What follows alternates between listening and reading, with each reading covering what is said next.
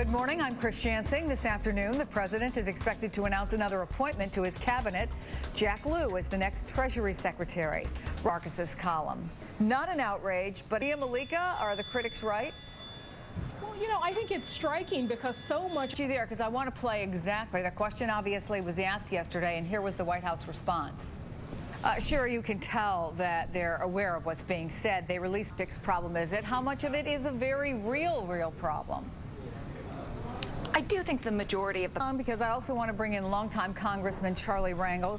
Congressman, it's good to see. Are these questions fair? Are you concerned? The White House is saying about this that if you look at other high-level positions, not necessarily cabinet positions, that he has appointed a lot of women, a lot of minorities. But is it important from your perspective that these positions that women, minorities get appointed to are visible, the most highly visible? We know that state, defense, treasury, as Ruth Marcus points out, are kind of the big boy jobs. Please, let's make it clear. It's not mothers are raising their kids, and they tell them that in this great country of ours, you can make it. Besides the change that we're looking at in terms of diversity, there's also been a lot of talk about this whole idea, maybe it's, you know, Oscar nomination day, about team of rivals, which seems so important. And now a lot of people are suggesting that what the president has this time, Chris Saliza wrote this, is that it's more like a team of allies. And given where we are in Washington and how divided it is that a problem as well?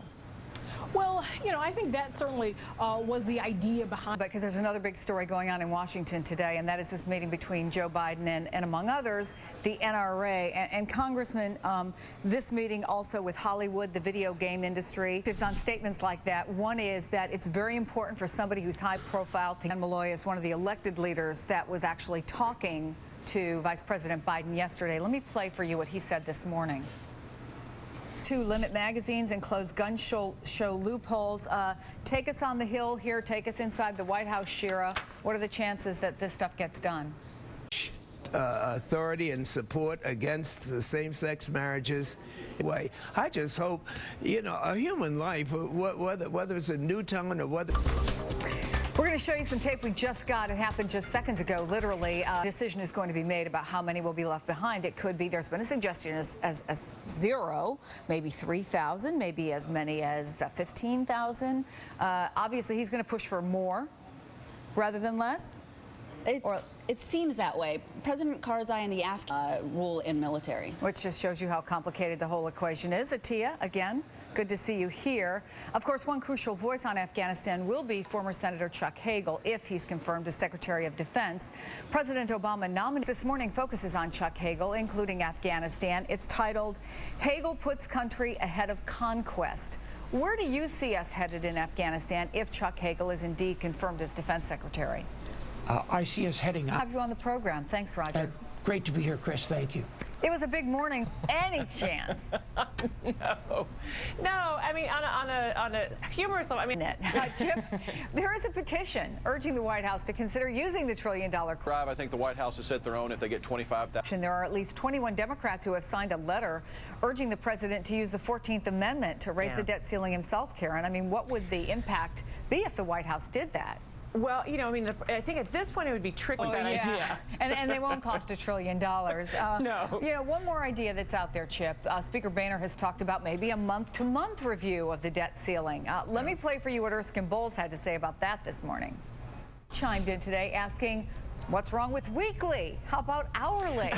I mean, Chip, can you imagine having one of these fights every single month? Is John Boehner serious? It would give Karen and I something to talk about on your show pretty much every day. Because you haven't had enough things to talk about. That's exactly right. I think the biggest challenge here is you look at the greater economy. When I talk to people... Breaking news this morning, flu cases are surging across the country, with health officials saying it's spreading much faster than usual. NBC's Kevin Tibbles joins me now from Milwaukee, where they have maybe a little latex allergy. But yes, it didn't hurt, so that ow was just a little bit much, Kevin. Just a little bit much. Oh, there's Thanks for the having Twitter me. picture. Do I get my little prize? Yes, you do, of course. What do you get? Special I didn't get stickers here anything. ready for Say it's going to get worse. So If you haven't gotten your flu shot, we've been saying it for days. You might want to think about it. In the meantime, let's talk about what happened in Colorado. The quote was, "He wanted to kill them all." CNBC's Mandy Drury is here with what's moving your money and the details of the crackdown on some risky home loans. Good morning, Mandy. Yeah, good morning to you as well, Chris. So it's an initiative by the Consumer Financial Protection Bureau, which was obviously formed to protect us, the consumer. And it's rolled out these new rules to try to make sure that mortgage borrowers can afford to repay the loans they take out. Now, the rules do take effect next year, and they impose a range of obligations and restrictions on the lenders themselves, on the banks that you go to get your mortgage, such as it's telling the banks, do not let the borrower be saddled with loan payments totaling 43% of your annual income. In other words, just try not to lend too much to people so they don't just get completely bogged down and completely over their heads. So hopefully these new rules will help prevent a future crash in the housing market. That's the whole idea anyway. And we chose this next story in your honor because McDonald's is getting a temporary name change in your native Australia. Yes, it is. For 1 month. So it's a temporary thing. It's going to be a bit of a fun thing, but McDonald's is going to be renamed Macca's, and this is a very popular local nickname for McDonald's. I use it myself, as in I'm really starving, I just need some Macca's right now. And the whole point of it, Chris, is it's in honor of Australia Day, which falls on January the 26th. Apparently, at least 50% of Australians, according to one survey, use the Macca's nickname instead of McDonald's. And here is what some people had to say about this move. Anyway, I think it's a great idea, and you never know, if it's really popular, it might even stick. CNBC's Mandy Drury, thank you so much. Thank you. And we'll be right back. Oscar nominations are out, and the heart-stopping trials and tribulations of American politics are having a huge influence on Hollywood, unlike anything we've seen in decades. Making the list for Best Picture, very political year at the box office. And, you know, it's interesting to me because politicians seem to be so unpopular. Why is Hollywood suddenly so in love with politics? Well, in the case of Lincoln and of Zero Dark 30, it doesn't help that they got a lot of free publicity. It seemed like everybody was talking about Lincoln and Doris Kearns Goodwin's book, Team of Rivals. You know, you were hearing it from the president. You were hearing it from members of Congress. They had the showing, you know, before the Senate. And then, of course, in Zero Dark 30, controversial in the way that it treated Ted Johnson. Thank you so much. Just 95 days to get your taxes done, and a government watchdog report confirms what just about all of us know and dread.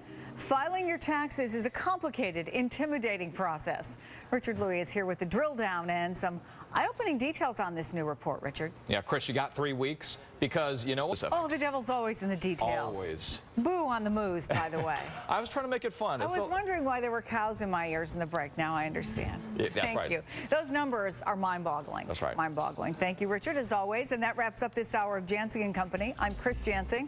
Thomas Roberts is up next, and we'll see you back here tomorrow.